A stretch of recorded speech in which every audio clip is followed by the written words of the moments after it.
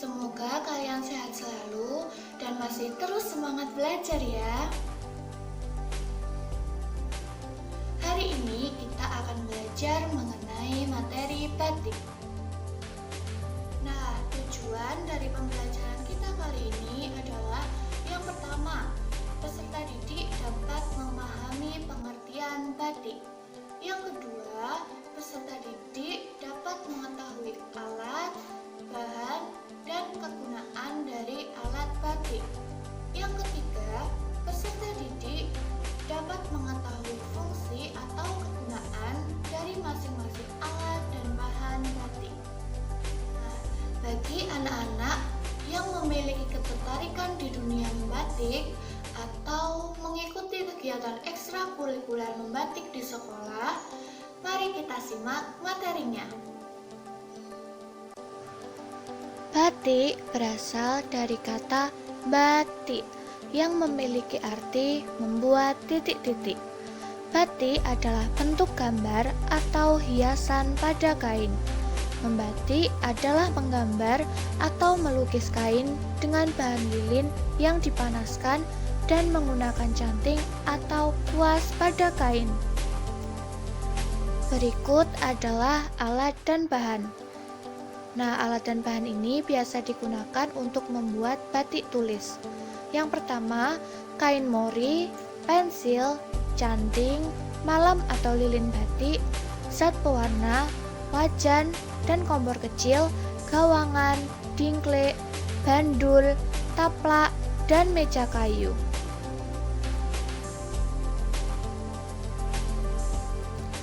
Nah, mari kita simak penjelasannya. Kain mori. Kain mori merupakan bahan utama untuk membuat batik tulis.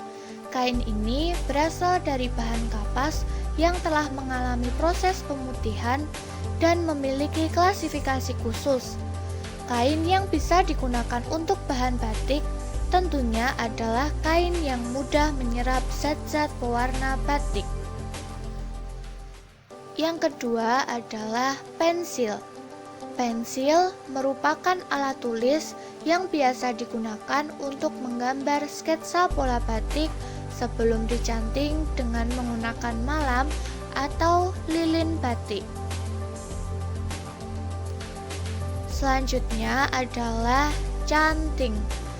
Canting merupakan alat utama yang digunakan untuk membuat motif batik dengan menorehkan malam atau lilin batik di atas kain.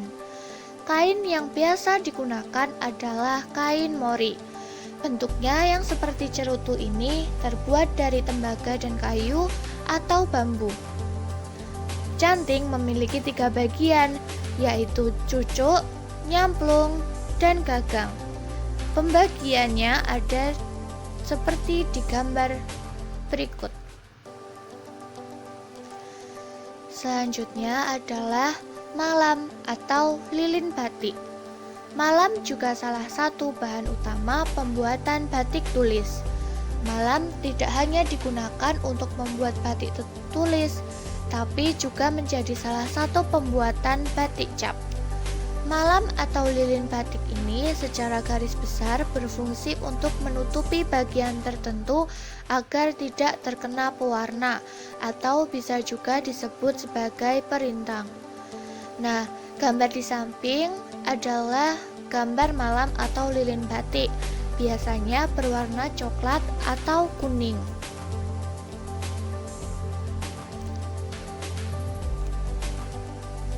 Selanjutnya adalah zat pewarna. Zat pewarna memberikan warna pada batik agar terlihat lebih menarik dan elegan. Untuk pembuatan batik, terdapat 2 jenis zat pewarna yang bisa dipakai. Zat pewarna tersebut antara lain zat pewarna alami dan zat warna sintetis atau buatan. Nah, di gambar ini adalah contoh zat pewarna alami sintetis atau buatan. Jika ingin menggunakan zat pewarna alami, bisa menggunakan kunyit atau lainnya. Alat selanjutnya adalah wajan atau kompor kecil. Wajan berfungsi sebagai tempat penampungan lilin batik ketika sedang dilelehkan dari kondisi awal atau beku seperti gambar sebelumnya. Nah, biasanya wajan yang digunakan dalam proses membatik terbuat dari bahan aluminium atau tembaga dan diletakkan di atas kompor kecil. Tentunya, kompor berfungsi untuk membuat api dan memanaskan wajan agar lilin batik dapat meleleh. Nah, gambarnya seperti yang ada di samping. Selanjutnya adalah gawangan. Gawangan adalah sebuah alat bantu dalam membatik yang berfungsi sebagai penyangga. Kadang jumlah pilar atau bilah lebih dari satu.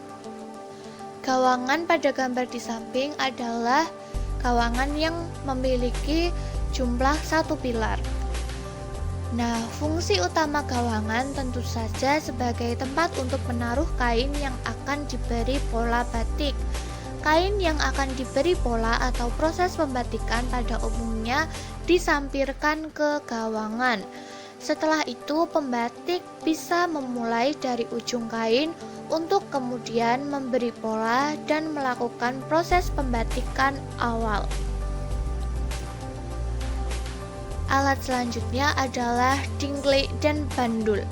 Dingle merupakan sebuah kursi kecil yang terbuat dari plastik atau kayu dengan fungsi sebagai tempat duduk pengrajin.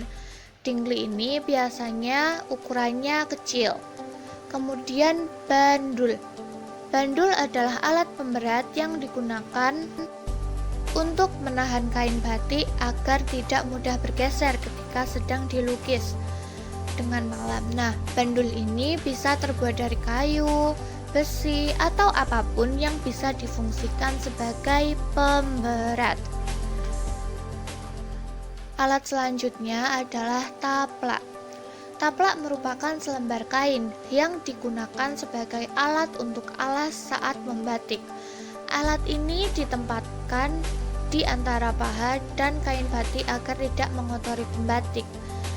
Nah, contoh pemakaiannya seperti gambar di samping, yaitu diletakkan di antara paha dan kain batik agar lilin atau malam tidak mengotori pakaian si pembatik.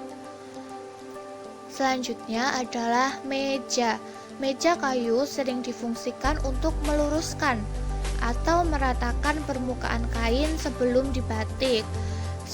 Selain itu juga bisa digunakan untuk menggambar pola motif batik di atas kain dengan menggunakan pensil. Nah, biasanya meja kayu untuk batik ini beralaskan kaca dan rangka mejanya menggunakan kayu. Nah, itu tadi materi batik mengenai alat, bahan, dan kegunaan dari masing-masing alat dan bahan batik. Tentunya sebelum kita memulai untuk membuat batik, kita harus mengetahui 3 hal tersebut, yaitu alat, bahan, dan kegunaannya. Setelah kita mengetahui alat, bahan, dan kegunaannya, maka kita dapat membuat batik di atas kain dengan menggunakan alat dan bahan tersebut.